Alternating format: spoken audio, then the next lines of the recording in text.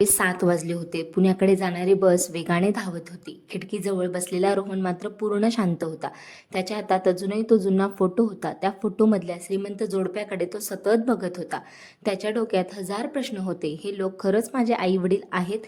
मग त्यांनी मला सोडलं का? आणि माझा जीव कोणापासून धोक्यात होता?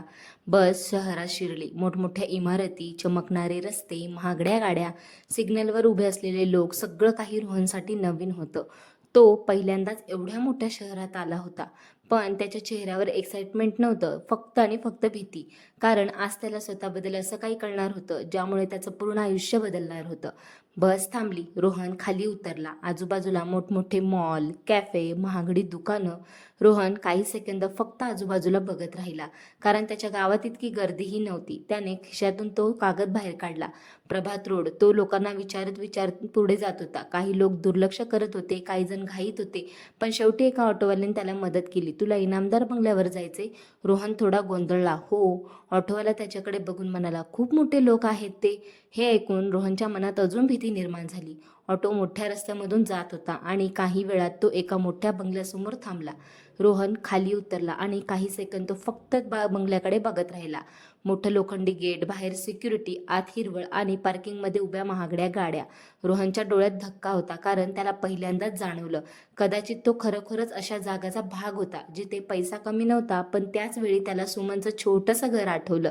गळणारं छप्पर, शिवण मशीन आणि चुलीवरचा चहा. त्याच्या डोळ्यात पाणी आलं, कारण त्याच्यासाठी घर म्हणजे तेच होतं.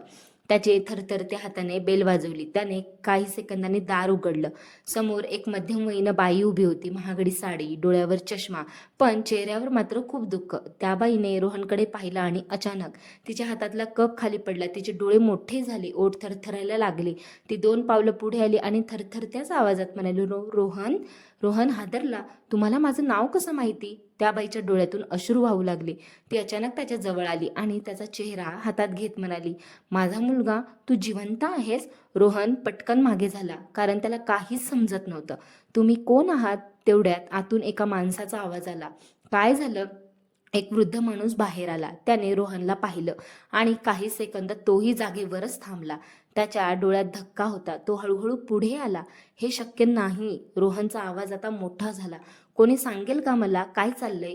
त्या बाईला रडू आवरत नव्हतं. ती फक्त एकच गोष्ट पुन्हा पुन्हा बोलत होती, माझा मुलगा परत आला. रोहनच्या डोक्यात राग भरला. जर मी तुमचा मुलगा होतो तर मला स्टेशनवर का सोडलं?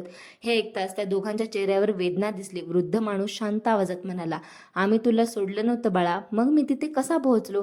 घरात काही सेकंद शांतता पसरली. मग त्या माणसाने हळू आवाजात म्हटलं, कारण त्या रात्री कोणतरी तुला आमच्यापासून दूर केलं. रोहनच्या अंगावर काटा आला. लहानपणीचे फोटो, त्याचा पहिला वाढदिवस, त्याच्या खेळण्यांचा फोटो. एक फोटो असा होता ज्यात तो त्या बाईच्या खांद्यावर झोपलेला होता. रोहन काही सेकंद तो फोटो बघतच राहिला, कारण त्याच्या मनात अचानक काही धूसर आठवणी चमकल्या. एक मोठा हॉल, हसण्याचा आवाज आणि कोणीतरी त्याला राजू म्हणत होतं. रोहनचं डोकं पकडलं. त्याला विचित्र वाटायला लागलं. ती बाई लगेच घाबरली. काय झालं बाळा? मला काही आठवतंय. हे ऐकताच त्या दोघांच्या चेहऱ्यावर आशा दिसली. ती बाई पटकन एक जुना फोटो अल्बम घेऊन आली. त्यात रोहनचे शेकडो फोटो होते. लहानपणीचे, शाळेतले, वाढदिवसाचे. एका फोटोमध्ये तो समुद्रकिनारी मस्त वाळूमध्ये खेळत होता, तर दुसऱ्या फोटोमध्ये राजदीप त्याला सायकल शिकवत होता. रोहनच्या डोळ्यात पाणी आलं, कारण त्याला जाणवं लागलं की ही माणसं खोटं बोलत नाहीत. त्या बाईने रडतच विचारलं, तुला खरंच काही आठवतंय? रोहन हळू आवाजात म्हणाला, कोणीतरी मला राजू म्हणायचं. हे ऐकताच ती बाई जोरात रडायला लागली. हो, हे तुझं लहानपणीचं नाव होतं. रोहनच्या डोळ्यात धक्का होता, कारण हे सगळं खरं निघत होतं. तेवढ्यात तो वृद्ध माणूस पुढे आला. माझं नाव तर राजदीप इनामदार आणि मी तुझा बाबा आहे. रोहन पूर्ण शांत झाला, कारण त्याला अजून विश्वास बसत नव्हता. राजदीप पुढे म्हणाला, 20 वर्षापूर्वी माझा खूप मोठा व्यवसाय होता, पण माझ्या पार्टनरला सगळी संपत्ती हवी होती. तो माझा सर्वात जवळचा माणूस होता. मी त्याच्यावर डोळे बंद करून विश्वास ठेवला. राजदीपच्या डोळ्यात आता राग जास्त दिसत होता, पण त्यानेच आमचं आयुष्य उद्ध्वस्त केलं. रोहन लक्ष देऊन ऐकत होता. एका रात्री तू अचानक घरातून गायब झालास. आम्हाला वाटलं कोणतरी तुला किडनॅप केलं. आम्ही तुला खूप जास्त शोधलं, पोलीसमध्ये, पेपर, TV, पण तू कुठेच सापडला नाहीस. त्या बाईने कपाटातून एक छोटा शर्ट बाहेर काढला. हे तुझं आहे. रोहनचा श्वास अडकला, कारण त्या शर्टवर त्याचं नाव लिहिलं होतं ते म्हणजे कोणतं तर राजू. म्हणजे हे सगळं खरंच होतं. रोहनच्या डोळ्यासमोर सुमनचा चेहरा आला. त्यांनी हळू आवाजात विचारलं, माझी आई सुमन. त्या दोघांनी एकमेकांकडे पाहिलं. राजदीप शांतपणे म्हणाला, ती देवमाणूस होती. तिने तुला फक्त वाढवलं नाही, तर तुला नवीन आयुष्य दिलं. हे ऐकून रोहनच्या डोळ्यात अश्रू आले, कारण त्याला जाणवलं, जन्म देणारे वेगळे असले तरी त्याचं खरं घर सुमनचंच होतं. तेवढ्यात घरातला एक नोकर धावत आला. त्याच्या चेहऱ्यावर भीती होती. साहेब, ते परत आले आहेत. राजदीपचा चेहरा अचानक बदलला. काय? नोकर घाबरत म्हणाला. त्यांना कळलंय रोहन परत आलाय. रोहन गोंधळला. कोण?